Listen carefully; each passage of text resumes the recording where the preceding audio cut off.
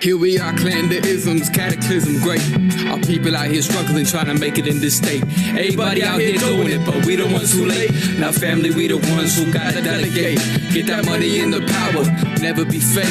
Stick to co-sign for 3. What did he say? Create jobs, support our own. Educate the same and buy back your home. Got 3 degrees, triple 10. 3 PhDs, now we on the CNN.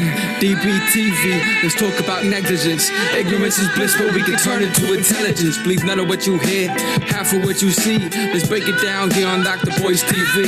Here we are, clan the isms, cataclysm great. Our people out here struggling, trying to make it in this state. Everybody out here doing it, but we the ones who late. Now family, we the ones who gotta delegate. Get that money in the power, never be fake. Go figure, get the figures, let's make about 8.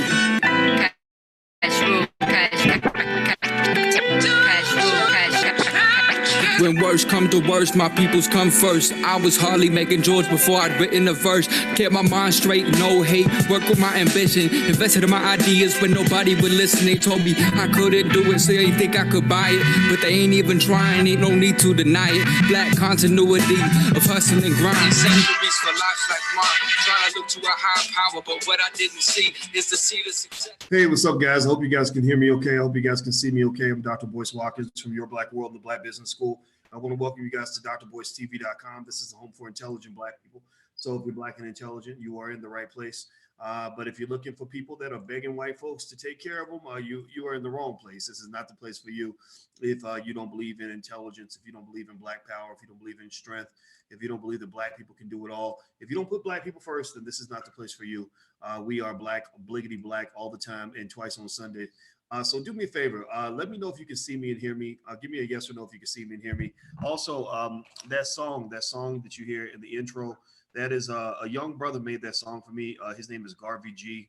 Garvey G is out of Phoenix, and Garvey G made this cool song, and he sent it to me, and he worked with my son to get it over to me, and I just loved it. So I said, okay, you know what?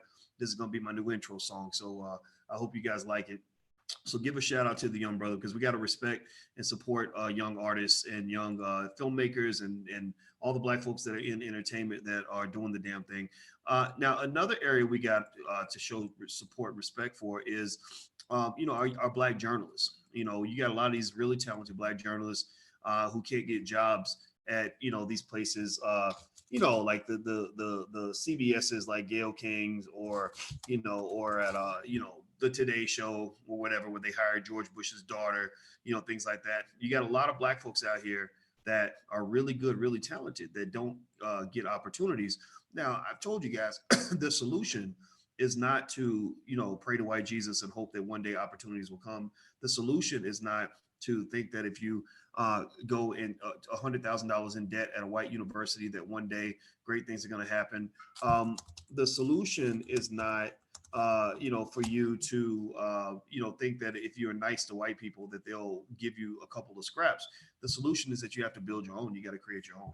If you don't create your own, then you'll never have opportunities, at least not enough for the masses. You see, integration was a problem for Black people because they don't have enough room for all of y'all. It's like if you burn down your house and you go live in somebody else's house and they only got room for 4 people and you got 18 relatives, then some of y'all gonna be sleeping out in the cold. And so white businesses only have the capacity to hire so many Black people. I remember when somebody made the mistake, in essence, I believe, by saying that Tamron Hall had made Black history because she was the first Black anchor on Good Morning America or the Today Show, whatever it was. And I don't know if it was Tamron Hall or I get them mixed up. I honestly they all like marry white people and stuff. So I don't know much about these people, but I said, that's not really Black history. That's not even impressive. Nobody cares about that. They hire one Black person and a lot of times the person they pick, they're going to pick a Gayle King because she's Oprah's buddy. And also because she's willing to play a game that's different from everybody else. She's not willing, the people that really actually have a certain level of Black integrity, not just integrity, but Black integrity, meaning that you care about your community, certain things you will and won't do. People like that don't get those jobs. People like that don't get those opportunities. So you really have to let go of this fascination, this infatuation you have with white supremacy that's leading you to go chase down opportunities with white folks. Now, one thing I want to talk about real quick is they got this new Black news channel, and I want to give them some props. It's BNC, the Black News Channel. It's gonna be the nation's only African American news network. It's state of the art. Network operations is based in Tallahassee, Florida, with news bureaus located throughout the country. BNC will provide culturally specific, intelligent programming that is informative, educational, inspiring, and empowering to its audience. BNC's collaboration with the National Newspapers Publishers Association, an organization that represents African American newspapers nationwide, will provide the network access to stories not covered by other news organizations. Okay. In addition, BNC's partnership with HBCUs will offer internships and training opportunities for the nation's next generation of aspiring young journalists. At launch, BNC can be seen on Spectrum, Xfinity X1 platform, and the Dish Network. Soon after launch, it will be available on Sling, Vizio Smart TV, Zumo, and the Roku channel. So JC Watts is the co-founder of this network. I've heard about this network for a while. Now, do you guys know much about JC Watts? Give me a yes or no. JC Watts is a political guy. He's a political guy. How many of you know the history of JC Watts? Tell me if you know a little bit about this brother. JC Watts. I'm actually going to look up his bio. JC Watts actually was a great football player. He played for the University of Oklahoma back in the day. He was a damn good player. He happens to be a Republican. Now, some of y'all might be offended by this. Some of you may not. I'm not offended by it because I don't really care. I don't think being Democrat or Republican means a whole lot when it comes to the progress of Black people. I just don't. That's just my 2 cents. Because Democrats ain't got no evidence to show that they've actually improved the lives of Black people. They just haven't. But I think it's important to kind of understand, the motivations and the thinking of the individuals that are behind the network. So it sounds like JC is connected with the HBCUs, which is, check. Connected with the National Newspaper Publishers Association, check. That's Black newspapers all around the country. I'd be curious to see how they lean, if they lean at all. Most of these news networks these days are not sort of giving you the straight facts so you can make your own decision. They usually have a spin or a twist. And what would be tragic is if this Black news channel became like a Black version of Fox News. So I think that what I'd really like to know about, and maybe if they hear about this video, they can actually, email me. My email is boyce@boycewatkins.com. And, anybody can email me. I don't read a lot of my emails. I have people that go through my emails and grab stuff. But, but I really would like to know what the spin is going to be and who's funding this, who's paying the bills. Because, when you figure out who's paying the bills, that tells you what the agenda is. And most news networks these days have an agenda. Now, do me a favor, hit the thumbs up button. And I want to let you guys know, I want to offer you guys something, a free gift. You can have a free e-copy of my book, It Takes a Village to Raise the Bar. I wrote a book called It Takes a Village to Raise the Bar, A New Paradigm for Black America. So if you would like to get a free e-copy of that book, you can go to drboycewatkins.net.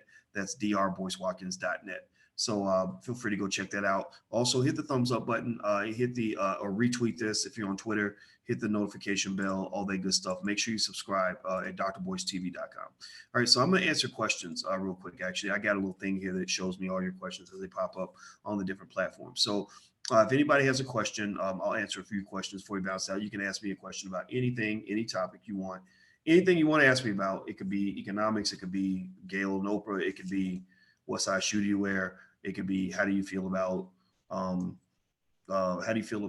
fried chicken, whatever it is.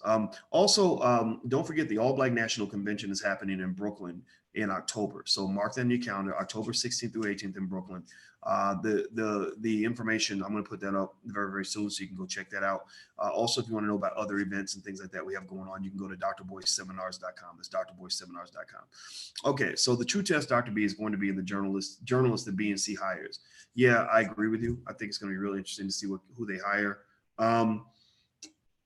BNC sounds a little fishy.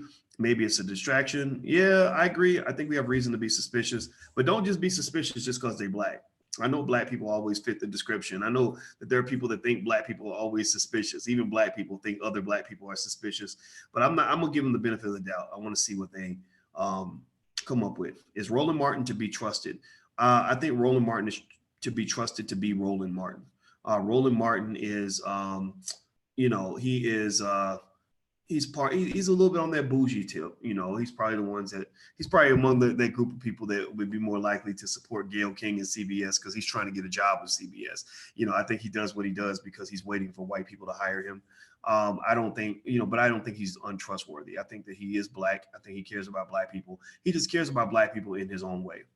What do you think about Gayle and Oprah? I think Gayle and Oprah are learning a valuable lesson right now. I told you guys that I had mixed feelings about the way Snoop kind of approached Gayle, in her unfortunate, pathetic question about, Kobe Bryant. I was a little bit concerned about, like, what if something happened to her? What if somebody killed her? Like, that would kind of come back on us. But then somebody made a good point, and I agree with that. They said, sometimes you got to let people know, like, certain situations, certain communities are not to be messed with.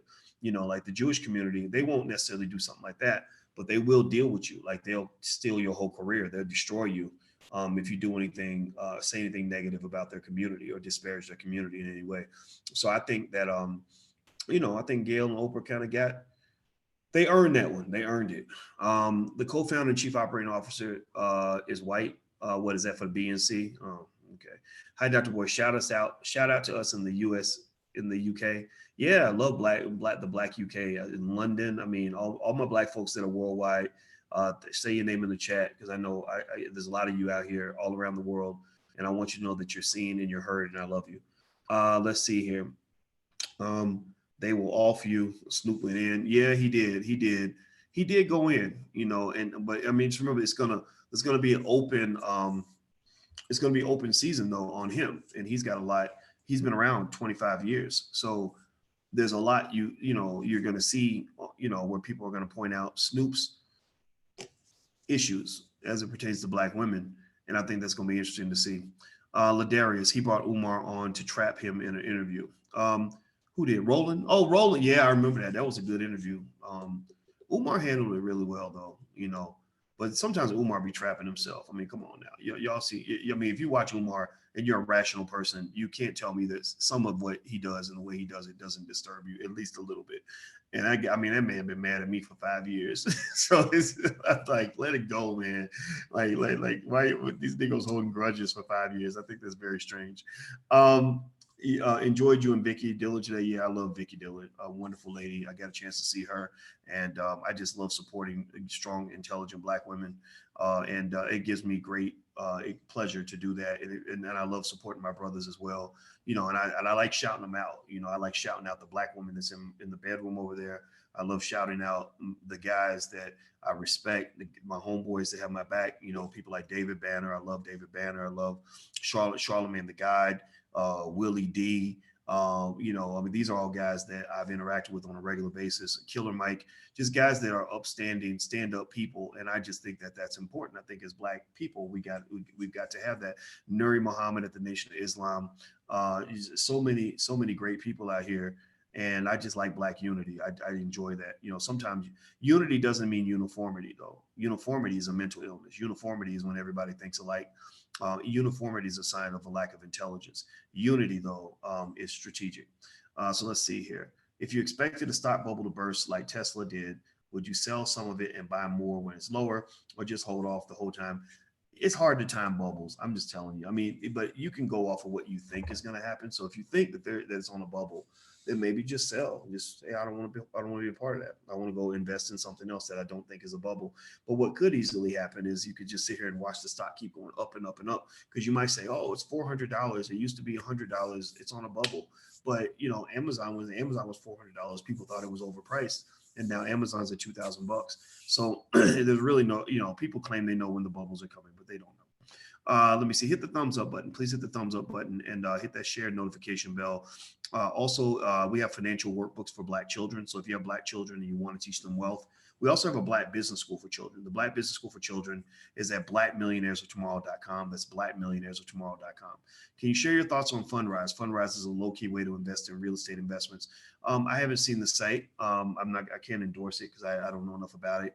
I would look at reviews. I would do a Google search on the reviews of the platform and then look at what other people are saying and then kind of let your instincts guide you in terms of whether or not it works. And then when you even test it out, don't put a whole bunch of money in there, like put a little bit in there and just see how that works. And then if you like it, then keep going. Now is the time to form our own political party. I do agree, Eric. Replying to Elon Shakira. Okay. Okay. Sorry. I'm trying to read this. Elon, that makes me think about Etan. I'm actually doing a panel with Etan Thomas, who played in the NBA, and also Craig Hodges, who played for the Bulls on Friday. I got to find out what high school is going to be. It's going to be in Chicago, but I don't know if they're going to let people from the outside come in. So I got to check on that. But I love Etan Thomas. He's a great guy. Compton follows you, Dr. Boyce, and I follow Compton. Mad respect to Compton. I was out there in South Central about 4 or 5 months ago, and one of the ADOS people, like I'm ADOS because it's a designation, it's a lineage, it's not a group, or it shouldn't be a group because the leadership is just not very good. But one of the ADOS guys tried to ambush me, and I think he didn't get what he expected. I think he thought I was going to fight him and argue with him. And I didn't argue. I just talked to him. And it actually, he walked away agreeing with me because a lot of times I wanted to let him know, like, I think you've been misled. I think that you think that, one thing is happening, but sometimes when you talk to somebody, you realize it's something other than what you thought. And he was actually open-minded to it. And we actually had a good conversation. We walked away brothers. So it was great. Will Gayle King keep her job at CBS? Well, she better. If not, she's probably gonna get a big payout. I think she's making $11 million a year. It's an insane amount of money. What do you think about CBS? I think CBS should be boycotted because they shouldn't have set up that whole ridiculous situation to begin with. Let's see. Am I coming to DC or Maryland soon? Yes. Go to springintowealth.com. Springintowealth.com. I'll be in one town in Hanover, Maryland, I believe. And I guess San Jose coming up. That's that URL is wesummit-boyce.com. That's wesummit-boyce.com. That's Constance Carter. Shout out to her. She's invited me out there. She owns the largest Black real estate firm in California. And then there's another thing happening in Oakland. I think at the end of this month. I got to check Oakland though. I got to find out. I'll get you the URL for that. Let's see here.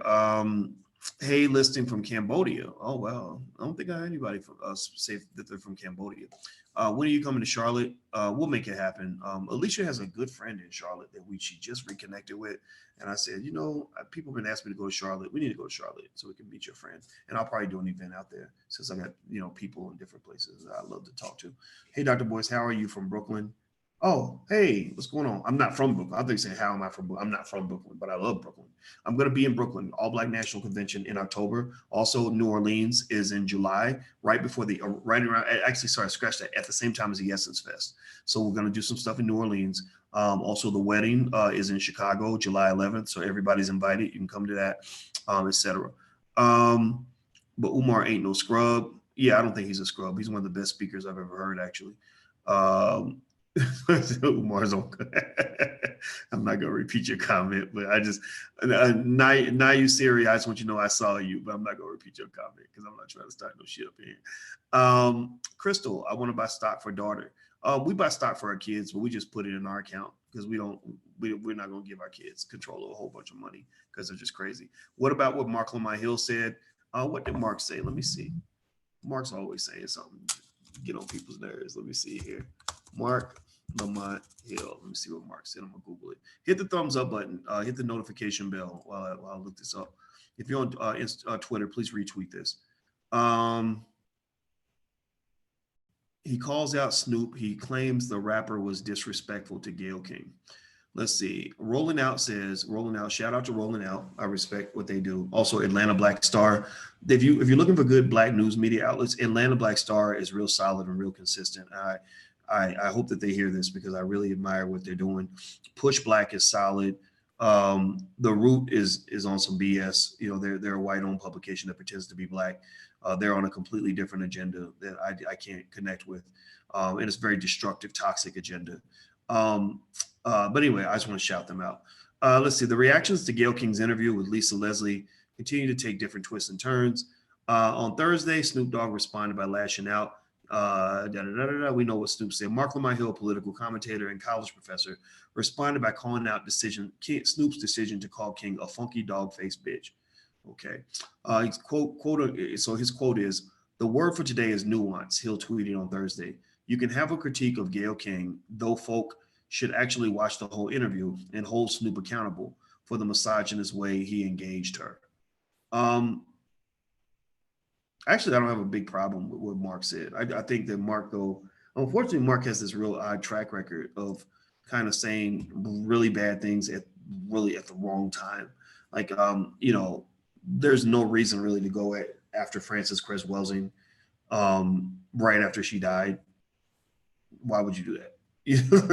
Or to and then he said something about Malcolm X. I think he insinuated that he thought Malcolm might be gay or something. I'm not sure. It was something about Malcolm X being gay. Vicky Diller was telling me about that, and I saw some stuff that she sent me. And just a few other things. So I think Mark I guess Mark is he's not a stupid man, but he's kind of picking his spot. And a lot of times when you have Black scholars, the difference between me and a Mark is that I don't work for white people. Like, I'm not looking to work for white people. If white people offered me the best job in the world, I would probably say no. Unfortunately, a lot of your Black scholars, they have these university positions, and with those university positions comes money and opportunity, but you have to fit a specific agenda. So if I'm a professor at some university, then that means, I'm like a domesticated house cat, like whereas I'm like kind of this wild animal out in the woods. Like but if I were working for someone, I'd have to be a little more polished and contained and controlled in terms of what I say. And I'd also have to make sure that my ideas aligned with they perceive to be a civilized agenda. So for them, the way they civilize the savages and engage in what I consider to be a form of intellectual imperialism is they will lay these agendas on top of you. They lay feminism they drop it on your head. So you got these weird Black men in academia literally running around calling themselves feminists. My woman can be a feminist, because I don't think feminism is always a bad term. It's been made into a toxic term, especially when we talk about white feminism, because it's become predatory. But if you're a womanist feminist, whatever it is, like, that's something that you can do. As a man, I don't want to be a feminist. I don't want to be a womanist. I'm not a woman, or you get weird things like you get these Black men that are out here really hustling for the LGBT cause. And maybe if that's who you are, then I get that. But if you're really running around trying to convince Black folks that we're backward and homophobic and ignorant, that's not going to fly in the face of intelligent, free-thinking Black people, because they see that as white people telling us who we're supposed to be. And so I think that, one of the conflicts I have with scholars like that is they'll say something and I'll dissect what they said and I'll be like, wow, you're on some bullshit. Like, that literally came out of a white man's mouth. And you're like Pinocchio right now, and you got his arm up your ass, and you're literally repeating their talking points, because I don't think you really know who you are. And you're not confident in being who you are, because you know that pretending to be whatever it is that you think you are is what's helping you pay the bills. So that's when you get these Black scholars that just say stuff that doesn't make any sense to Black people, because they're often these ivory towers where they're sitting around wasting their lives writing research papers that nobody's ever going to read. They're going to wine and cheese parties with white people and trying to get promotions and acknowledgement for white folks, trying to get jobs where, writing at the New Yorker or trying to get a book deal from Random House publishers. They're getting these speaking engagements where white liberals who have big money are paying them $20,000 a gig to go speak all around the country and to basically repeat the same Black liberal bullshit that we know that we can see right through. So I think, and I think that to some extent, the reason the economic journey is so important is that we have to liberate these people from their incarceration. Like, I think really putting them in a position where they can get institutional backing that allows them to be a more authentic version of who they are, or to be better assets to the Black community, would be quite meaningful, because, I don't really think that the best assets to Black people are the ones who can simply get us jobs working for white people. Let me say that again. The greatest assets for Black people are not typically the ones who can simply get us jobs working for white people, because there's not enough jobs and you're driving Black people toward more abuse. The greatest assets to Black people are the people that can actually put Black people in a position to own our own institutions, and to actually have our own businesses, to educate our own children, to get them away from the intellectual imperialism that exists, all throughout the educational system, through media, through the entire system at large, the economic system, all of that. Let's see, did Dr. Alicia mention Gail's body language and what it may have meant?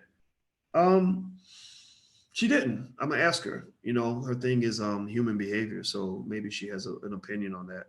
I'll talk to her about it. I gotta go meet my my goddaughter, and I promised her I'd hang out with her and her husband tonight. So again, but there's no disrespect. Like, I'm really trying to mature myself and not feel like we got to get into situations where it's always a beef. For example, I was watching, there's a Netflix documentary on right now. Henry Louis Gates was one of the guys behind it. So that made me a little bit skeptical. It's called Who Killed Malcolm X? I think Gates is smart, but sometimes I'm kind of like, oh man, I don't know what to think about this guy. But anyway, but one thing I say is, we've been watching it, and I think one of the great failings of Black history is that the Malcolm X Elijah Muhammad situation just ended so badly, and it just went the wrong way. Like, I really wish at the very least, if I could go back in time and advise them on one thing, I would probably advise Malcolm to just walk away. Like, this is just me giving you a free flow of consciousness.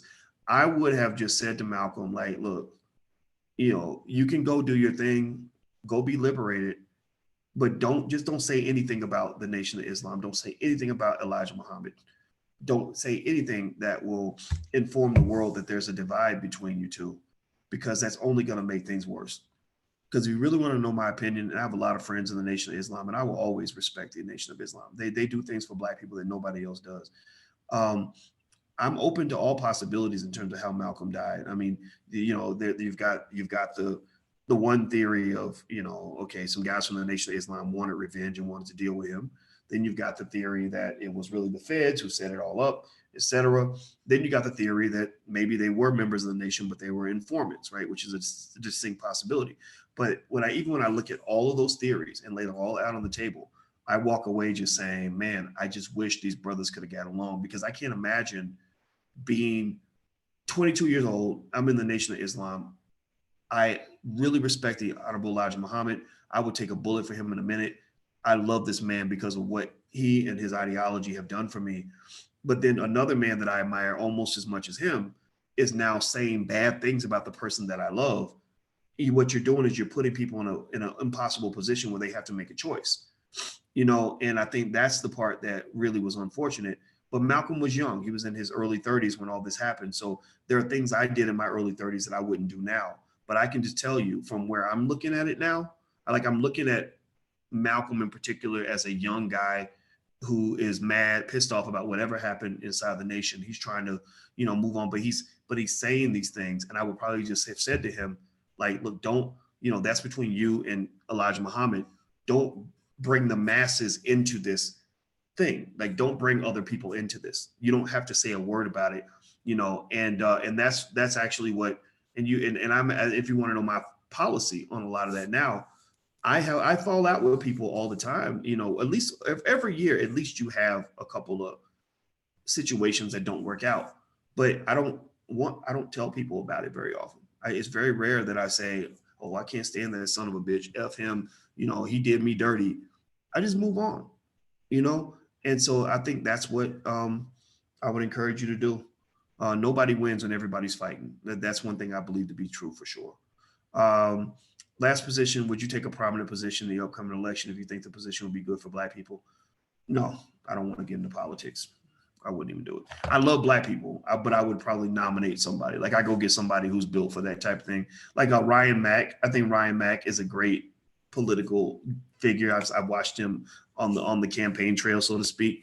and he loves Black people. And I would probably call Ryan up and say, hey, man, I'll give you my complete support. Here's the job. It pays good. Good luck, man. And I would just lay back in the cut and keep doing what I'm doing. I'm really happy with where I am. I'm really happy with what I do.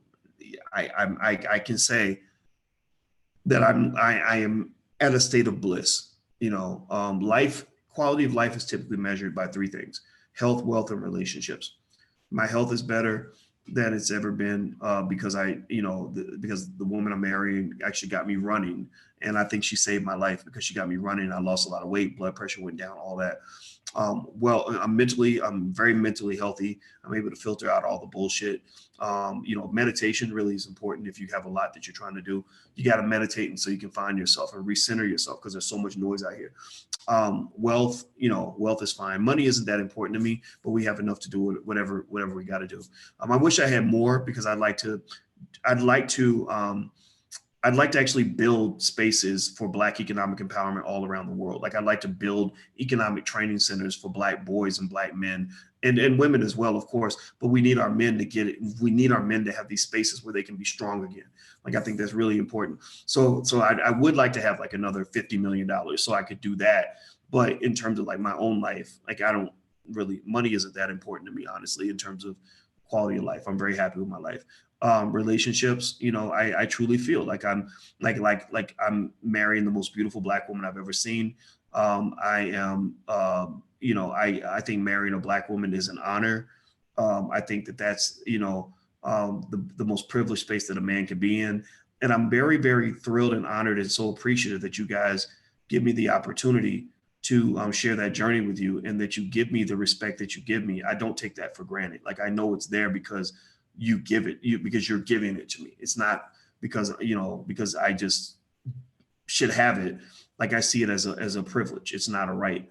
And so I share my love journey, and I shout out that Black woman every day that I can, because when you're in a position like this, you can see a problem in the world, and it's great to be able to say, I think I can contribute to helping solve that problem.